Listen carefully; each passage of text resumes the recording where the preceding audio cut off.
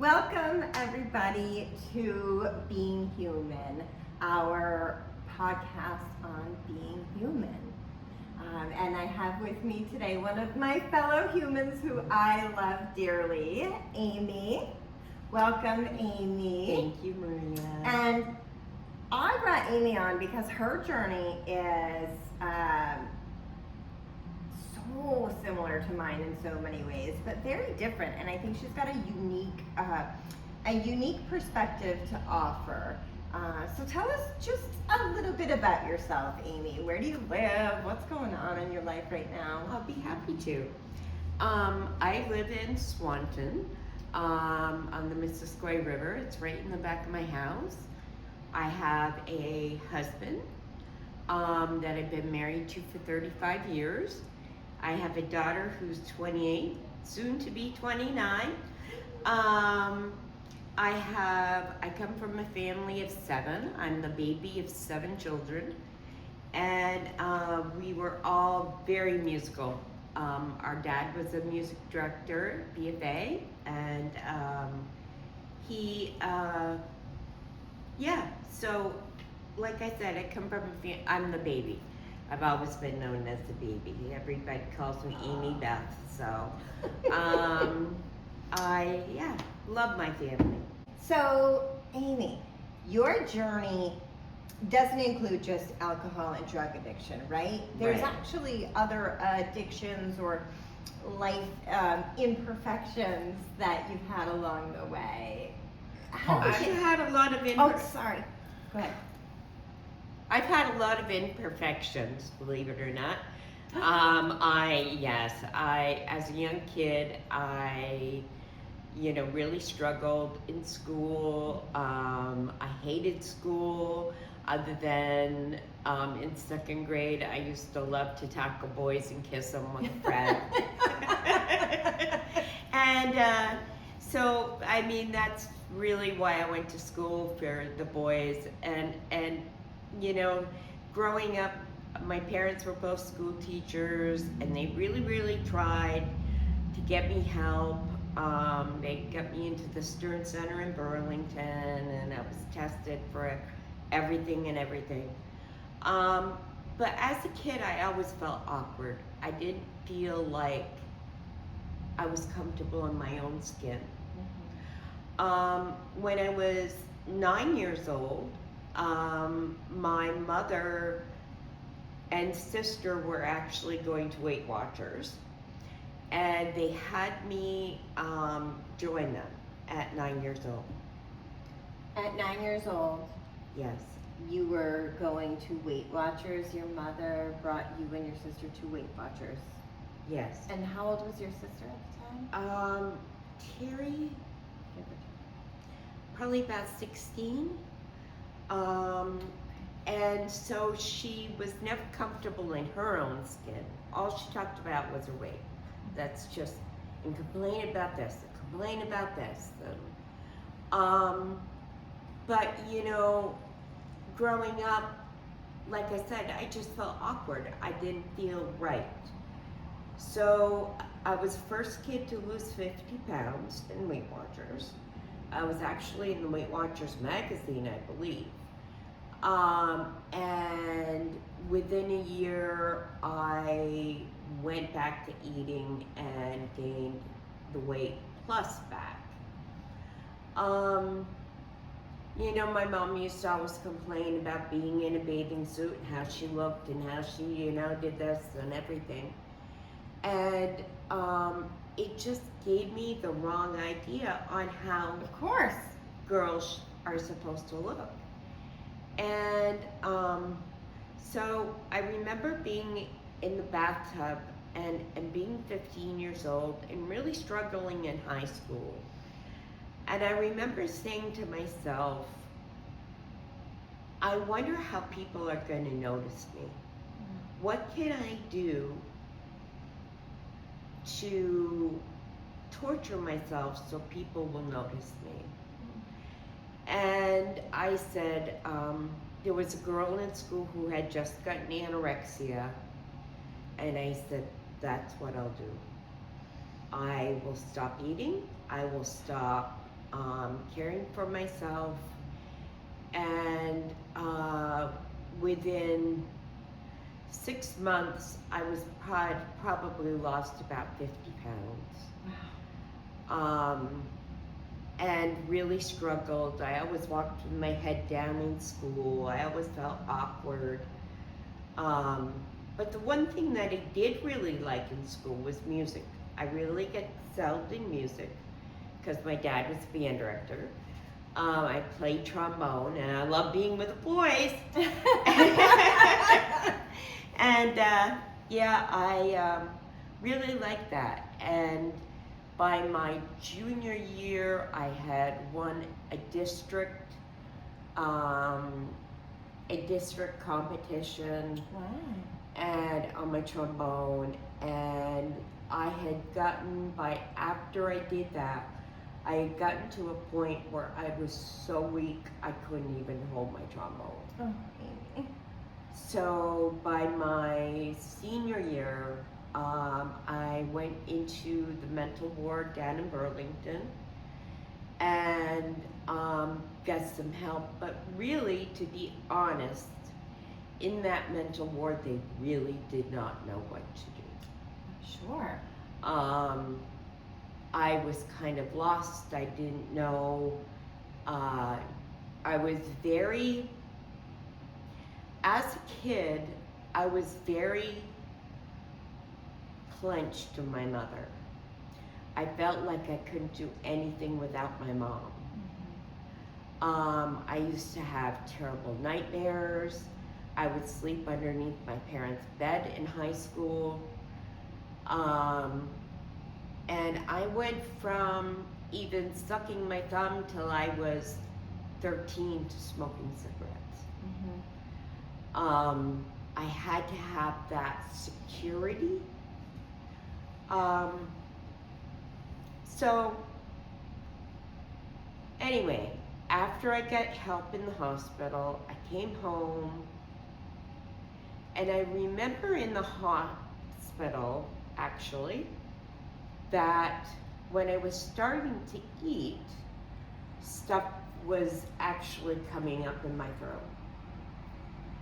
And that's where I got the idea to be bulimic. To show people that I can eat, to start that lie, right? Yes.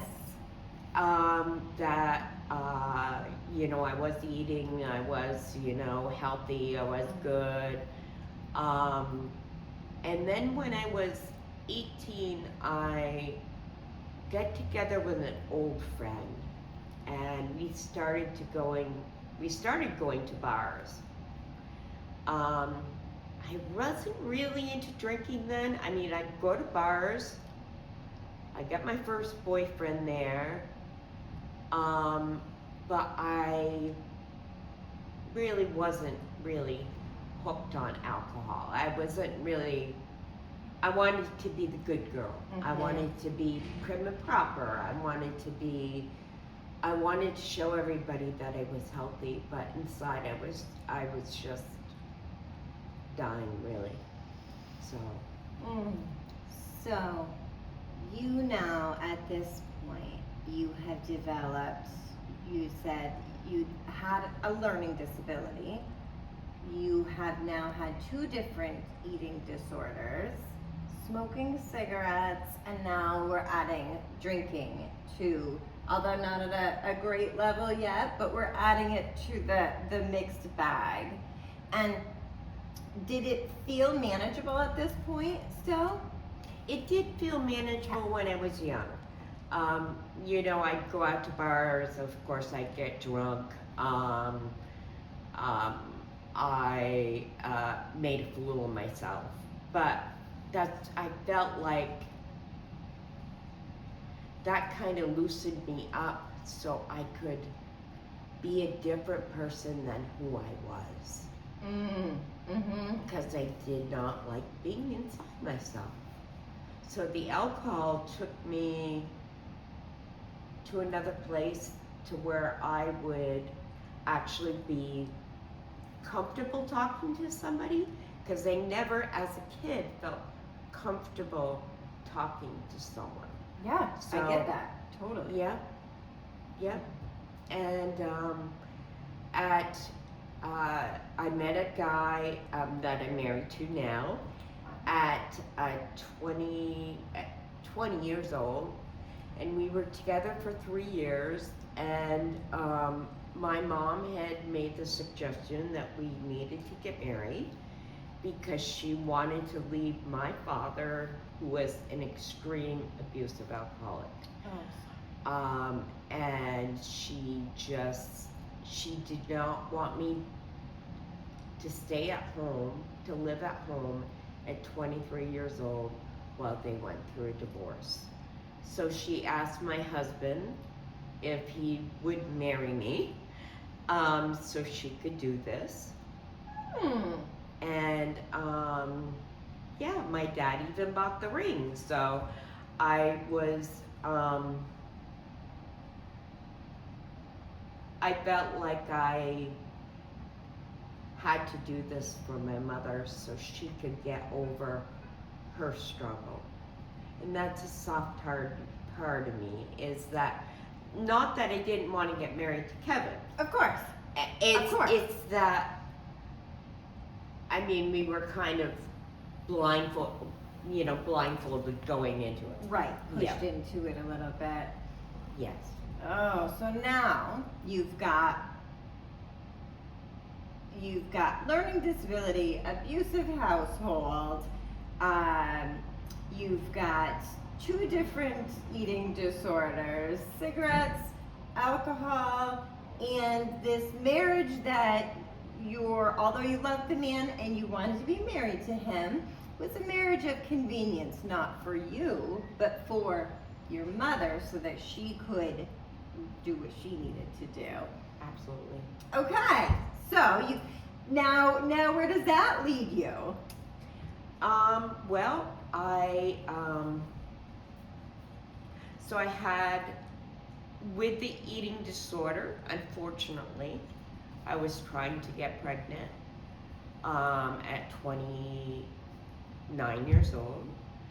By that time, I had endometriosis extremely bad, to where I had to be, I lost one child, and the first time, and then the year after that, we were pregnant for Deanna. But unfortunately, not all the food that I kept in my belly was, I couldn't 100% give up the bulimic.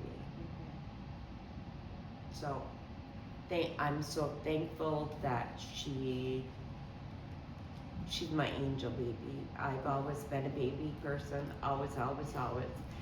And she was my pride and joy. When she came out, I just was like the happiest person on the face of the earth, you know. She gave me that purpose in life that I was always searching for. Sure. So, now you've got Deanna, you've got a marriage, you still have the eating disorders? I don't have the eating disorders anymore. No, I mean after you had Deanna, tell us a little bit about what happened to bring you from the eating disorders to alcoholism to recovery. Like, what was that turning point? Did things have to get really bad for you? Not that they weren't already, clearly they were, but, and at what age? So my daughter was, she was very sweet. Oh, she was adorable, but she also had ADHD. She was a little hyper. Sure. And my husband would go snowmobiling on the weekends, every weekend in Canada, seemed like in the winter. And it felt like I just didn't have a break for myself. And so I started drinking, and I liked the feeling that it took me out of, it relaxed me. Yeah. And so I would do it once I put Deanna down. I would start drinking. And then it became earlier in the day, and then earlier in the day. And by the time I was, let's see,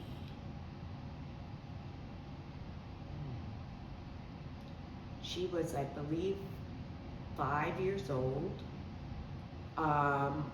I would drink past like 5 o'clock in the afternoon.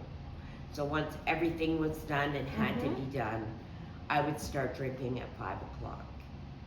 And I would reminisce with the neighbors, and I would, have a lot of fun with Deanna, and she'd have her friends over, and we'd dance and whatnot.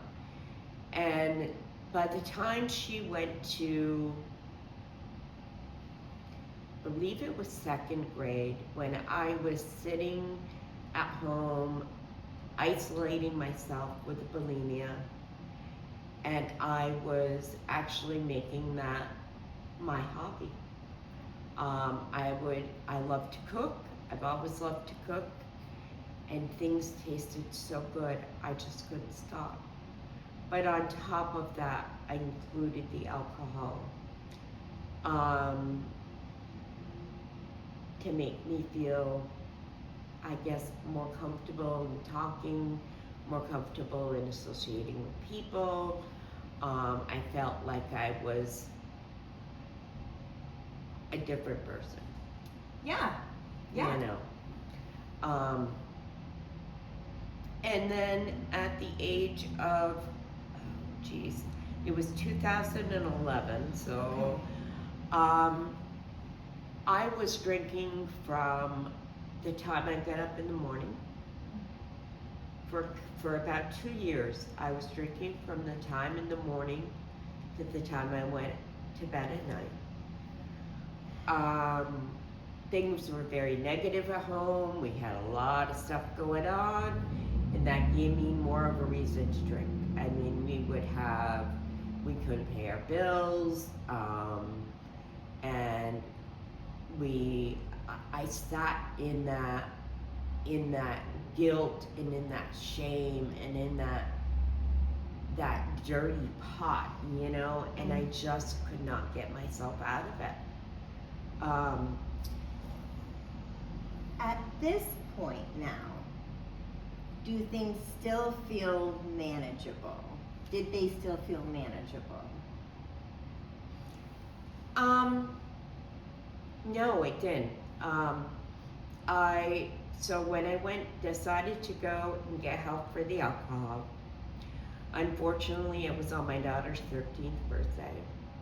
I had bought a beautiful bike for her, and I had made a beautiful dinner for camp. We all went to camp, and here I am, stumbling out of the car, throwing up, and my family had come around me, especially when my sister did some research as far as where I could go to get some help. And I went to the Watershed. It was recommended by Dr. Phil, the Dr. Phil show.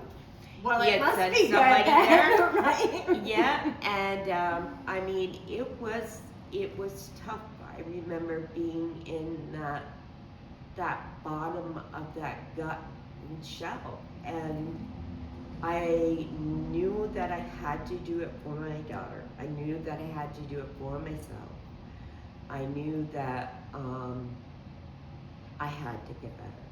So what were the things that told you, I have to do something different now?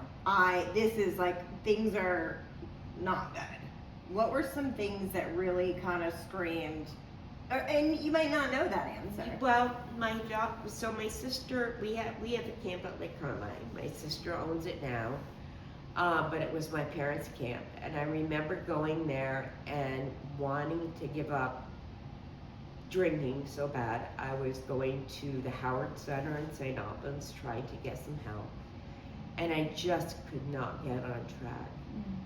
And my sister then had, I had mentioned it to my mom, of course, and I had my sister Cindy, and she had done the research as far as this place and kept telling me every time she knew that I was really struggling, there is a place for you.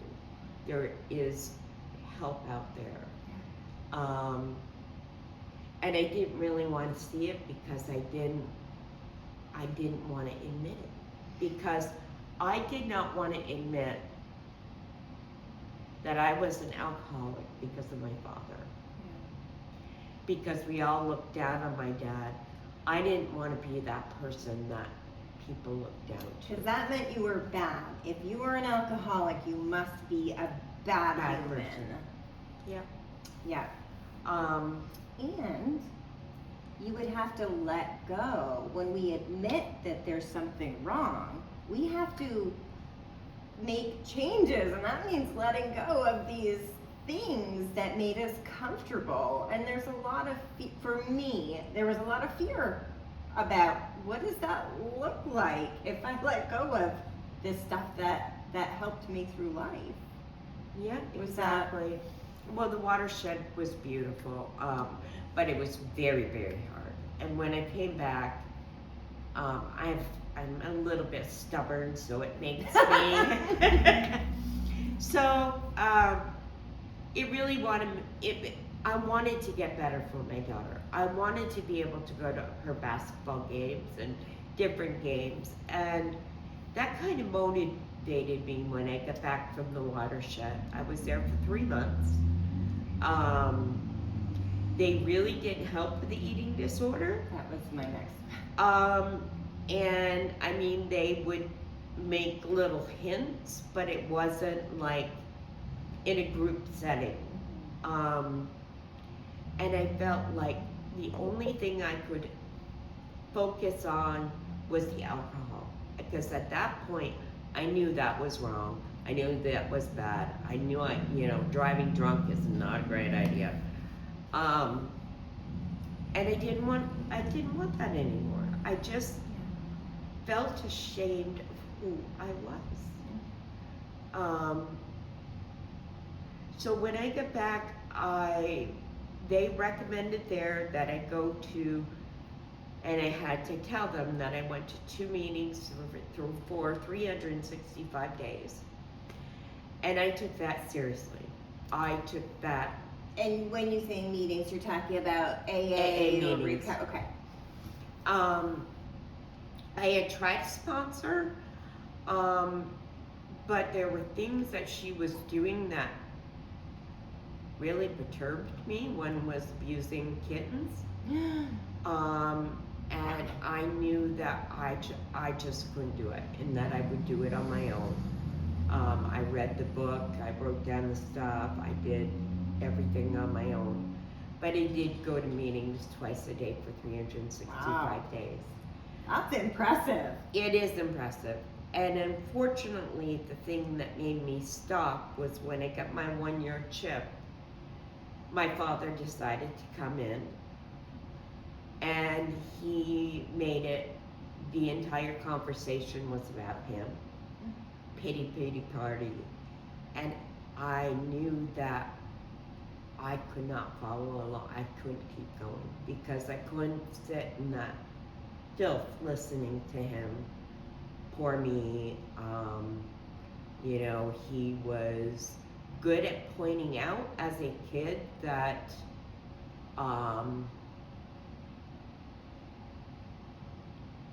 he would announce that, especially in Zachary's Pizza in St. Albans, he would come out and say, here's, my son, he got into the Marine Band, it's very, very hard to get into. I was very proud of my brother, don't get me wrong. Of course. But he would announce it in Zachary's, and he would put his hand on my back and say, this is my daughter who's struggling with eating disorder, and she's got dyslexic, she can't understand anything. Wow. And police and everything would be in there. So I mean, that just Thanks, gave Dad. me the idea that there was something wrong with me. Well, yeah, he clearly, he didn't even imply it. He announced to the world, this is my broken daughter. I'm sure it felt that way. And my mother too. My mother showed me that not to be comfortable in your own skin, you know, and that you're supposed to be a perfect size, and that you're supposed to look a certain way in a bathing suit. I mean, it was awful. So, what happened then? So you stopped going to meetings. Did you maintain your sobriety? And where are you at with the eating disorder at this point? Okay, for sobriety, it's been 15 years Woo! since I had a drink. Wow! And I'm pretty proud of that. As you should be. God gave me this gift that, I even look at alcohol and just go, ugh, Yay. no, not a chance. It's, and I was taught in sobriety that, it's the devil working in you. It's the devil that's telling you he wants you to fail. And that saying kept me sober and kept that devil away. But as far as the eating disorder, I continue doing it, and it's been 5 years, February 5th. Wow. Yep. Wow. And so my body was shutting down. I was developing some heart issues. I was developing urinary incontinence. I couldn't hold my bowels. I was slowly fading away. And I remember making a meal, my last meal, and looking at it, and I heard this voice in my head saying, Amy, what are you doing? Don't you think you've struggled long enough? Oh. And ever since then, I heard that message in my voice, and I saw shortly after that, I saw a program on TV about how eating disorder clinics are using marijuana to feel more comfortable with food. Yeah. So I started using marijuana, and I'm not going to glorify marijuana because marijuana is not good. But it made me feel more comfortable with eating and with myself. It felt like I could be calm. It felt like I could, be more comfortable around food. I just felt like this message came from somewhere, right? Yeah. And I truly think that after suffering for 42 years with an eating disorder, I truly believe that God gave me the gift to speak up and tell my story, to help other young girls that are dealing with this, because it's awful. It's awful. I am so sorry that you had to go through all of that and that there just was not help. I want to input a little piece here because I saw you struggling a little bit talking about the marijuana piece. Yes. And I think it's important that people understand that marijuana is a tool and it is a drug, as is Ozempic and Percocet and insulin And lorazepam. lorazepam, right? We have a lot of drugs that are prescribed for a reason. And it seems like you mentioned that your therapist had talked about you using marijuana for this eating disorder, right? Yes. And so and I'm not a doctor, and I am not telling anybody what direction to go. I'm not either. But yeah. I think it's important to understand that it was a tool. It was a tool that you were able to use to get past this other thing that was killing you, physically killing you. Yes. And so you started eating again, and you are now not drinking, not using drugs, not partaking in your eating disorder, right? So you talked about God a little bit. So what happened? Where was that? What happened in that shifting time for you to get you to this point? So I've been to the mental ward about 3 times now, you know, I was really struggling. I was really isolating myself. I was I didn't want to go out. I didn't want to partake in anything. I felt alone in the world. I felt like no one loved me, no one reached out to me, even family I didn't hear from for a while. And you know, I was getting negative feedback at home from my husband, which did not help. And I made the so back the last time I went to the mental hospital, they had told me about coming back to AA. Okay. And so I've been back in AA for about 2.5 years. Yay. And I go to meetings daily. I have to hear the step message in my head to know that if there is anything bothering me, or if there's anything that I'm keeping back, to get that out. Because the more that you let it live inside yourself and let it live in your mind, it's awful.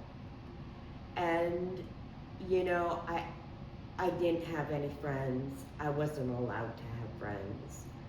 I wasn't allowed to work.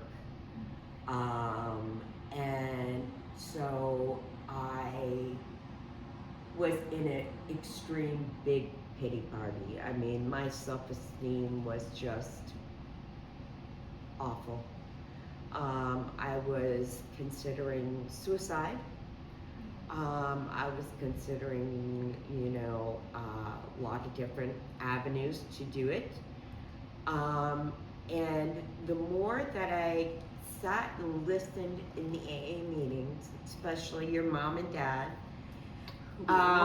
yes, your dad really helped me to know that what I was doing was right, that knowing that, you know, people are just a phone call away. Yeah. And that my friendships now, I have so many I can't even count. Yay! And you know, I feel good about myself. I feel like, okay, God, I prayed for you for this for a long time. I prayed to you to get these different things in my life, and they're coming true.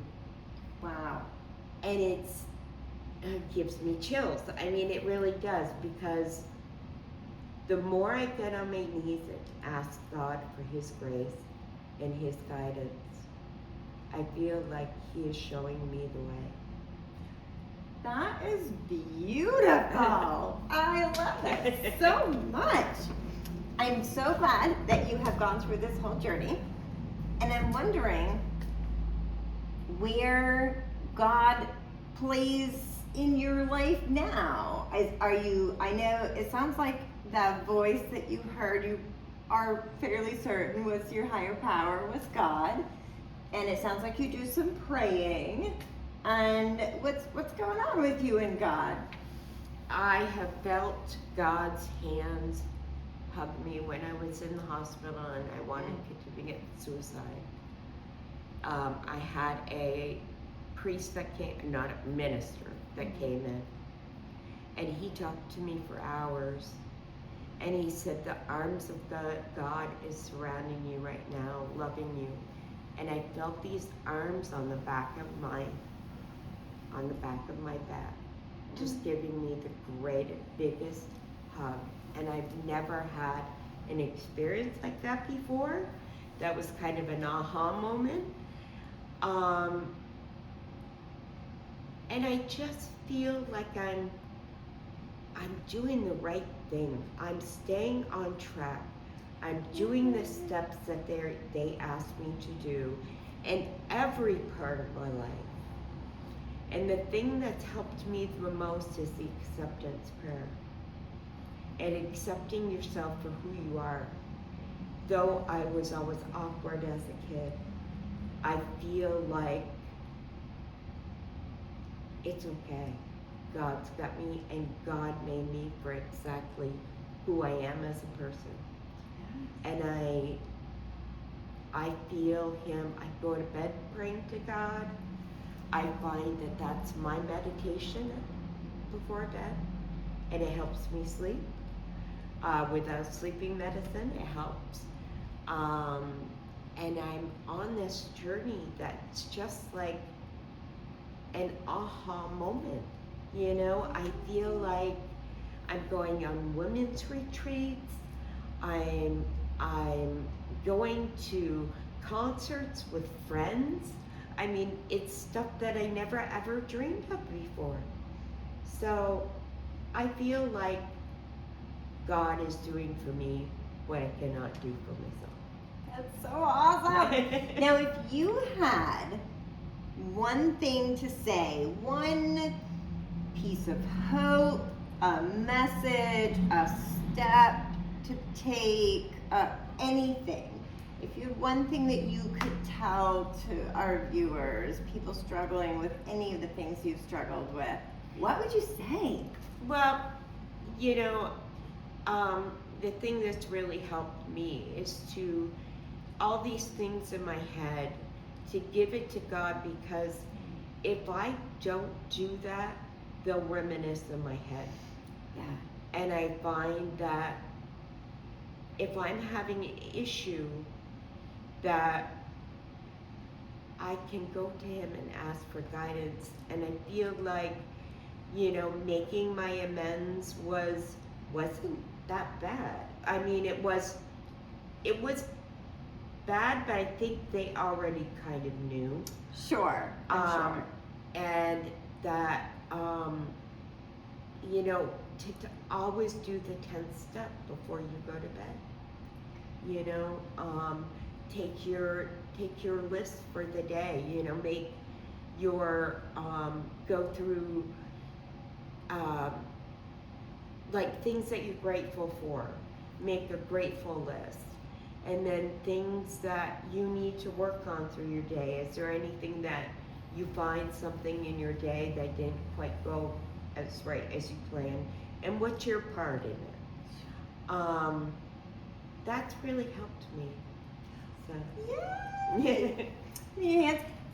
So I am so happy. I'm so happy that I've been able to watch you through this journey. I've been able to watch Amy go from being that very shy, very reserved, very quiet person to this like glowing, wonderful, like I want to share my story with the world human. I do. I want to share my story so I can help other young girls. My journey is to, and God keeps telling me that I really want to help other young children that are dealing with these same issues. So, well, I'm gonna find so maybe you can help me find some links we can put on our website so that people can just click a link and get some help. So if you go to www.recoveringthroughfaith.com, you'll be able to access meeting lists and eating disorder support, among videos and articles and many other fun things. So I invite you to head over there and check things out. And thank you for being with us, and thanks for being human with us. We'll see you next time. Thank you. Thanks, Bye. Amy. Thank you. Love you.